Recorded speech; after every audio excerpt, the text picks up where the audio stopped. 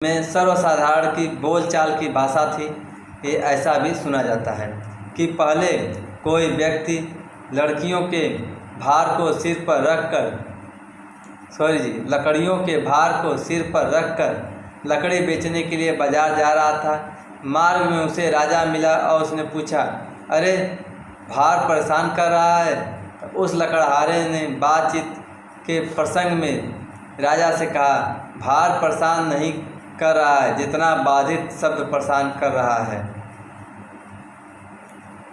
इससे स्पष्ट हो जाता है कि प्राचीन काल में भारतवर्ष में संस्कृत भाषा सर्वसाधारण की भाषा थी।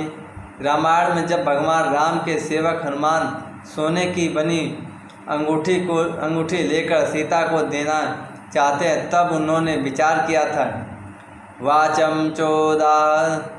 वाचम चोदाहरिष्यामि द्विजातिरिव संस्कृताम रावणम मन्यमाना माम सीता भीता भविष्यति।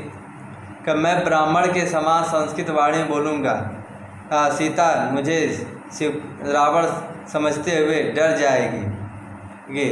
इससे भी संस्कृत का लोक व्यवहार में प्रयुक्त होना माना जाता है। कहा जा रहा है कि हनुमान जी ने सोचा कि मैं ब्राह्मण के समान अगर संस्कृत बोलूँगा तो सीता मुझे रावण समझते हुए डर जाएगी, क्योंकि रावण ने बहुत से वेश धारण करके सीता को डराने का प्रयास किया था, पर सीता फिर भी नहीं डरी थी।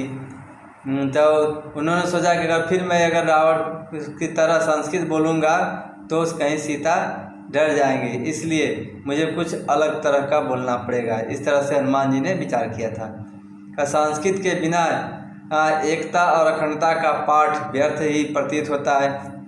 नेहरू महाभाग ने भी अपनी आत्मकथा में लिखा है कि संस्कृत भाषा भारत की निधि है, खजाना है। उसकी सुरक्षा का उत्तरदायित्व स्वतंत्र भारत पर आ पड़ी है। हमारे पूर्वजों के विचार और खोज इसी भाषा में है। अपनी सभ्यता, धर्म, राष्ट्रीय इतिहास एवं संस्कृति के अच्छे ज्ञान के लिए संस्कृत का ज्ञान परम आवश्यक है। किसी कवि ने ठीक ही कहा है, भवती भारत संस्कृति रक्षणम प्रतिदिनम ही यया शुभाशया सकलवाग जननी भुवि शाश्रुता बुद्ध जने शतम ही समादृता। जिस भाषा द्वारा ही प्रतिदिन भारत की संस्कृति की रक्षा होती है, सब भाषाओं की जननी वह संस्कृत पृथ्वी पर बुद्धिमानों द्वारा सुनाई गई और सदैव आदर का पात्र बनी। इस प्रकार इस भाषा के पुनः अभ्युदय के लिए भारतीयों को फिर से बराबर कोशिश करना चाहिए। इस पाठ में संस्कृत भाषा की प्राचीनता, वैज्ञानिकता, ज्ञान संपन्नता, भावात्मकता आदि का परिचय देकर इसके महत्व को समझाया गया है।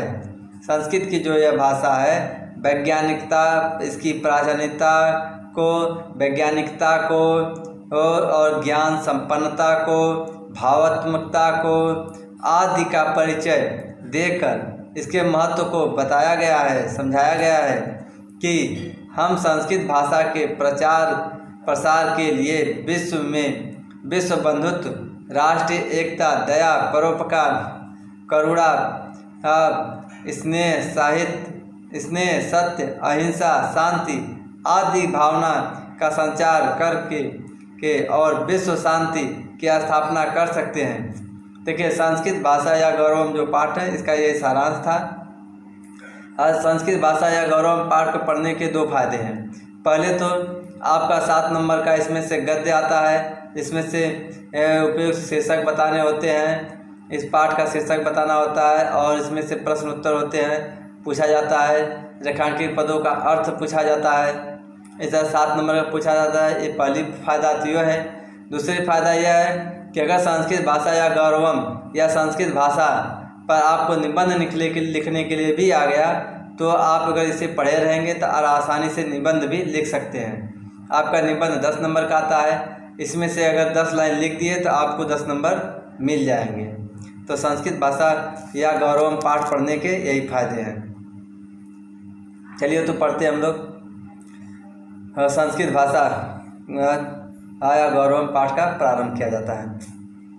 संस्कृत भाषा विश्व सर्वासु भाषासु प्राचीनतमा विपुल ज्ञान विज्ञान संपन्ना सरला समुदरा हृदया च इति सर्वे अपि प्राच्य पाश्चात्य विद्वद्भिः एक स्वरेण स्वीक्रियते।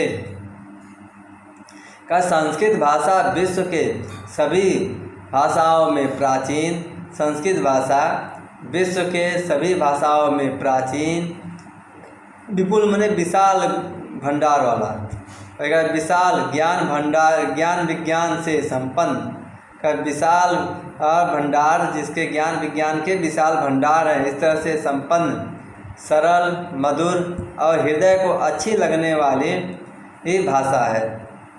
संस्कृत भाषा अगर समझ में आए या न आए, इसको पढ़ने और सुनने में बहुत अच्छा लगता है। अगर समझ में आता है तब तो और ही अच्छा लगता है। सर्वे अपि प्राच्य पश्चात विद्वद्भिः का सभी जो विद्वान हैं, प्राच्य माने पूर्वी अर्थात भारतीय, पाश्चात्य माने पश्चात्य देश के यूरोपीय, कहा कि भारतीय और यूरोपीय ये दोनों जो विद्वान हैं एक स्वर में से स्वीकार करते हैं इस भाषा को, कि सरलता, मधुरता और हृदय को अच्छा लगता है, इसलिए से सभी लोग एक स्वर में स्वीकार करते हैं। भारतीय विद्या विशारदस्तु संस्कृतम नाम दैवी वाग्यमाख्याता महर्षि भी इति संस्कृत भाषा ही गिर्वाणी इति नामना सश्रद्धम समान्यता। का भारतीय विद्वान विशारद अस्तु, कहा जा रहा है कि भारतीय विद्वान विशारद संस्कृत को दैवी वाणी, संस्कृत नाम दैवी, संस्कृत वाणी को दैवी वाणी, वाग्यक्षम व्याख्याता महर्षियों द्वारा भी कहा गया है। संस्कृत को विद्वानों के द्वारा और महर्षियों के द्वारा संस्कृत को दैवी वाणी कहा गया है। इसी संस्कृत भाषा ही का इस तरह से संस्कृत भाषा गिर्वाण वाणी, दैववाणी नाम से सश्रद्धम, श्रद्धा के साथ और सम्मान के साथ याद किया जाता है या लिया जाता है। श्रद्धा के साथ और सम्मान के साथ ऐसे पढ़ा जाता है। ग्रीक, लैटिन आदि प्राचीनेषु भाषासु संस्कृत भाषा प्राचीनतमा प्रचुर साहित्य संपन्ना च इति। का ग्रीक, लैटिन आदि प्राचीन इन भाषाओं में लिखा हुआ है। ग्रीक, लैटिन प्राचीनासु भाषासु इसे लिखा हुआ है क्योंकि दोनों में एक ही वचन है और दोनों में एक ही तरह के, इसलिए भाषासु षष्ठी विभक्ति का बहुवचन, सप्तमी विभक्ति का बहुवचन का प्रयोग किया गया है। क्या कि ग्रीक, लैटिन आदि प्राचीन भाषाओं में संस्कृत भाषा ही जब अनेक में से एक छाटा जाता है तो सप्तमी विभक्ति का प्रयोग होता है, या यतस्य निर्धारण सूत्र से सप्तमी विभक्ति का प्रयोग किया जाता है। तो इसमें कहा जा रहा है कि ग्रीक, लैटिन आदि प्राचीन भाषाओं में केवल संस्कृत भाषा को छाटा जा रहा है इसीलिए इसमें सप्तमी विभक्ति हो गया था भाषासु में। श्री सर विलियम जोन्स नामना पाश्चात्य समीक्षणापि सद्वे वर्षेभ्यः प्रागेव समुद्घोषितम् इति सर्वत्र विश्रुतम्। श्री सर विलियम जोन्स नामक पाश्चात्य समीक्षक ने भी 200 वर्ष पहले ही सर विलियम जोन्स नामक पाश्चात्य समीक्षक 200 वर्ष पहले ही प्रागेव कहा कि पहले ही समुद्घोषितम उद्घोषित कर दिया था, इति सर्वत्र विश्रुतम इस तरह से प्रसिद्ध है। इन्होंने पहले ही घोषित कर दिया था कि संस्कृत भाषा सबसे प्राचीन और प्रचुर साहित्य संपन्न भाषा है। इस तरह से इन्होंने पहले ही घोषित किया। यह जो है सभी जगह